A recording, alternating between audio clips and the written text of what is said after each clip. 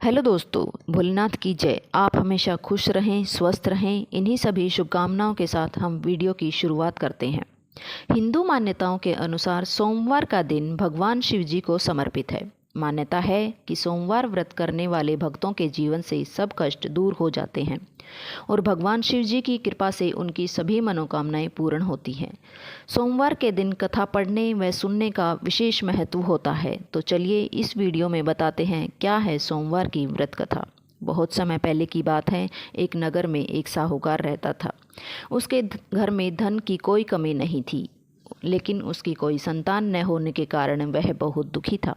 संतान प्राप्ति के लिए वह हर सोमवार को व्रत रखता और पूरी श्रद्धा के साथ शिव मंदिर जाकर भगवान शिव और माता पार्वती की पूजा करता था।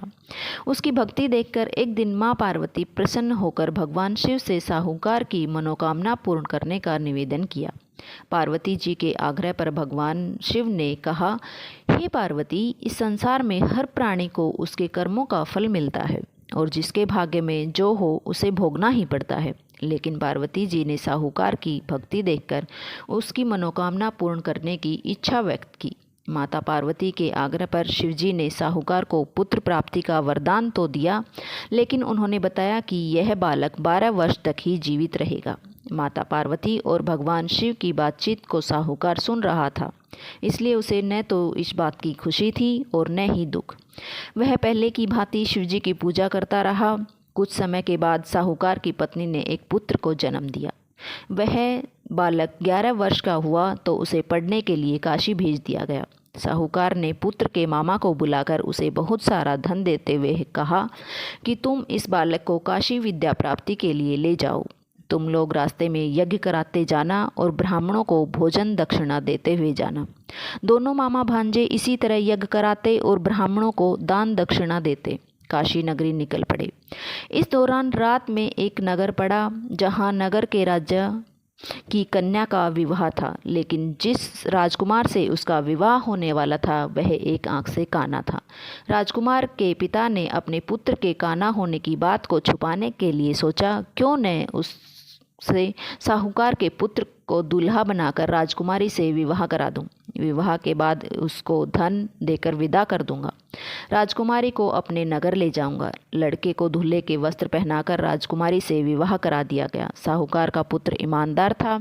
उसे यह बात सही नहीं लगी, इसलिए उसने अवसर पाकर राजकुमारी के दुपट्टे पर लिखा कि तुम्हारा विवाह तो मेरे साथ हुआ है, लेकिन जिस राजकुमार के संग तुम्हें भेजा जाएगा वह एक आंख से काना है। मैं तो काशी पढ़ने जा रहा हूँ। जब राजकुमारी ने चुन्नी पर लिखी बातें पढ़ी तो उसने अपने माता पिता को यह बात बताई।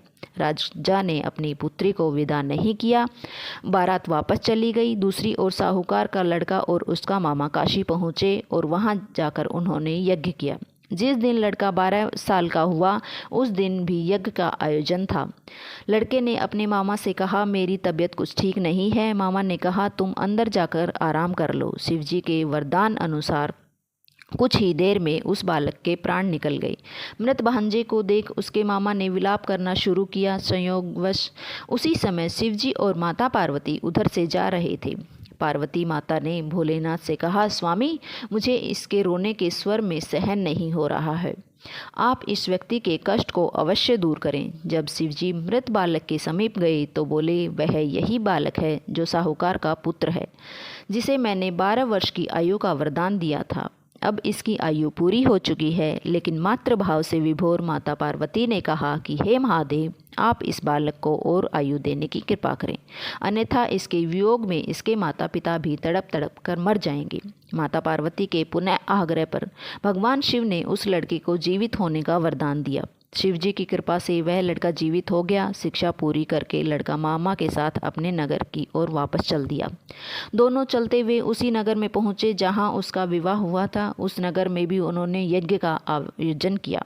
उस लड़के के ससुर ने उसे पहचान लिया और महल में ले जाकर उसकी खातिरदारी की और पुत्री को विदा किया।